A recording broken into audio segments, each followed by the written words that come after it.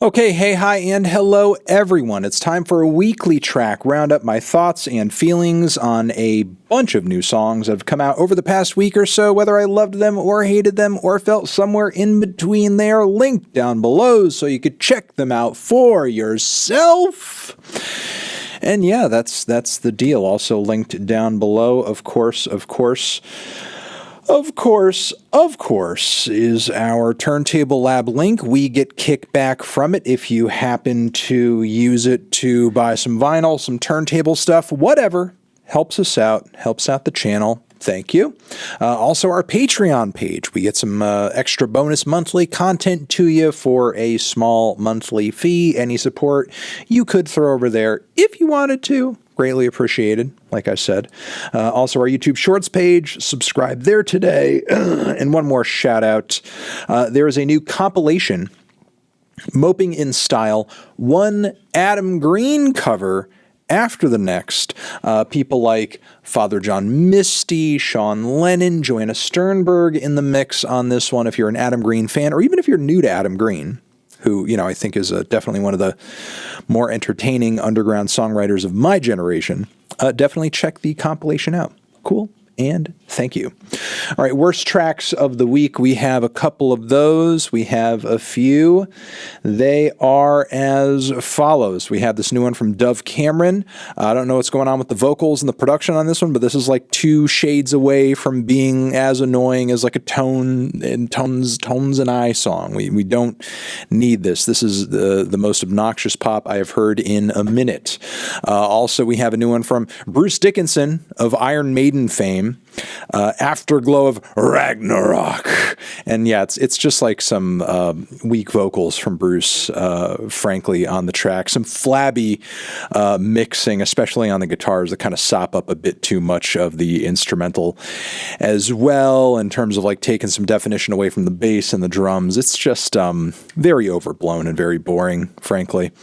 All right, the tracks that I was on the fence with, let's kind of go through those quick so we can get to the tracks that really kind of wowed me this week. We have a new one from Taylor Swift, From the Vault, Jack Antonoff on production.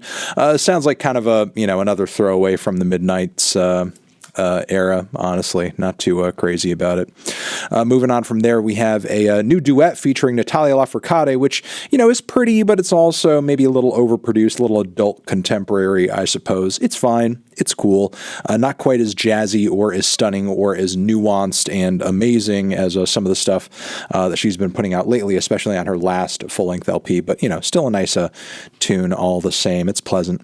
We have a new one from Lana. It is a cover of Country Roads Take Me Home to the Place I Belong, West Virginia, Mountain Mama, take me home, country roads. It's a little underwhelming as a cover, honestly. I just feel like maybe it's a little undersold, frankly, a little undersold. I feel like it could have used a bit more oomph. I know Lana tends to kind of play things a little low-key, but I don't know. It's not very impassioned, in my opinion. All right, moving on from there, we have Young Lean, BLP Kosher teaming up on a new collab track that is low-key. I mean, really kind of lives up to the Violent Lullaby name in that it is very chill, but also kind of kooky and in your face, like a BLP Kosher track. You expect it to be. It's not a bad team up. It's an interesting way for both of these guys to kind of meet in the middle, because they don't have the most kind of like cohesive sounds out there. I imagine sort of like, from the jump, I would have been like, oh, well, this is like oil and water mixing here, but it actually, kind of works, even if it's not like, the strongest material from each artist. All right, we have a new one from Flo Milli, who's also not putting out her strongest stuff either. I mean, this new one over here featuring Lil Yachty, it's a chill, laid-back sex kind of jam. I don't know if this kind of thing really her playing to her strengths. It doesn't really kind of utilize her bold and unique voice, even if I think Lil Yachty's very kind of melodic vocal feature on the track is not too bad. All right, we have a new one from Erick, the architect of Flatbush Zombies fame, new album on the way. This one, this track over here, Shook Up, featuring Joey Badass and FARR, is not bad. Joey's verse on it is quite good. Czarface, they have a new record out, and yeah, I mean, Logic is on the track that we're going to link to down below. He's also kind of playing into his Doc D persona on the song too. It's fine. It's not too bad. It's kind of some straightforward boom bap shit. All right, we also have some grimy vibes coming off of this new EP from Conway and Conductor Williams. The track to check out below is Believe Me. This one's not too bad. New one also from Chuck Strangers, some straightforward hip hop with some soul chops in the background, straightforward and direct rapping too from Chuck. New album on the way from him.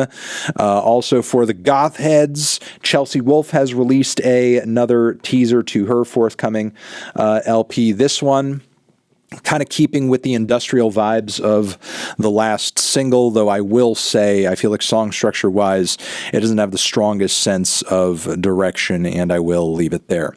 All right, best tracks of the week, we have a bunch of those. They are as follows. One, new one from Yard Act, Petroleum. This single kicks ass and actually kind of feels like a bit of a throwback to old school Odelay era Beck, but done in a slightly kookier, punkier way that I like quite a bit. I'm really digging on this one, instrumentally and vocally. Also liking this new one from MGMT, Bubblegum Dog. This is actually, I think, even a step up from the last single for this forthcoming LP. It kind of feels like a very scuzzy, slightly lo-fi combination of glam rock and grunge.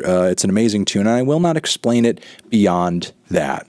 All right, from there, Krallice has come out with a bit of a double EP experience on their Bandcamp page. I want to point you guys to at least one track over here from it. Liquid Remembered Vessels, one of the longest cuts of this bunch, but it has actually some driving epic riffs throughout the song. It's heavy, it's proggy, it's got those blackened death elements as well, some different vocal deliveries across the track too. It's versatile, it's technical, it's insane, it's Krallice.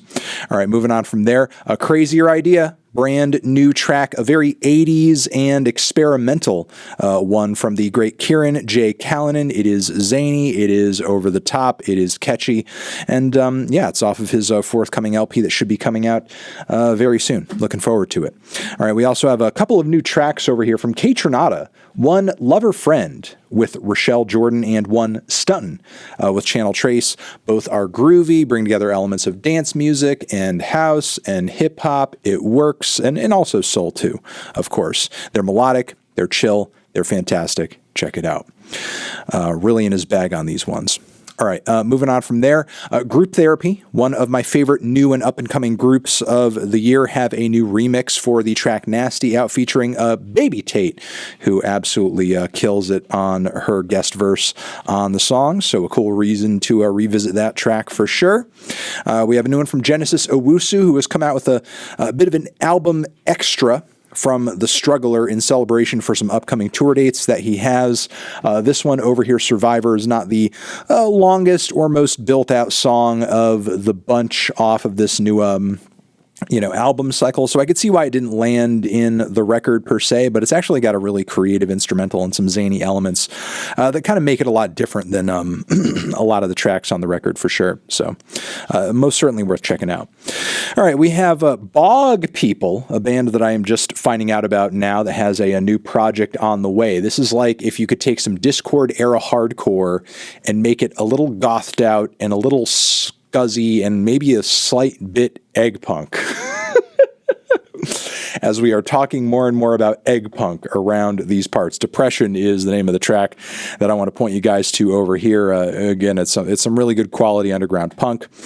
We have a new one from Beyoncé as well, who is extending the Renaissance era with another track. My House is the title. Could see why this one is a bit of an extra and didn't land on Renaissance, as it's not like the catchiest song of the bunch. However, the energy is high and the song structure is really fucking chaotic as well. And you know, a lot of expletive-laced refrains on the back end of the track that are high energy too. Really liking this one a lot. Again, I could see why she wouldn't have seen this one as maybe being like as much of a hit or as commercially viable as the core album tracks from Renaissance, but it's most definitely still worth checking out all the same, and I'm glad that she put it out.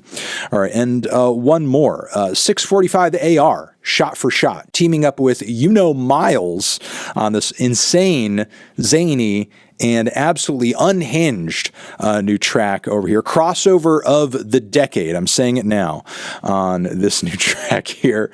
And yeah, it's absolutely killer and unhinged, and I think we can leave it at that. All right. Thank you very much for watching. This has been your weekly track roundup. Hopefully you got some good recommendations out of this video. Love you. Mwah! I will see you in the next one. Anthony Fantano, weekly tracks forever.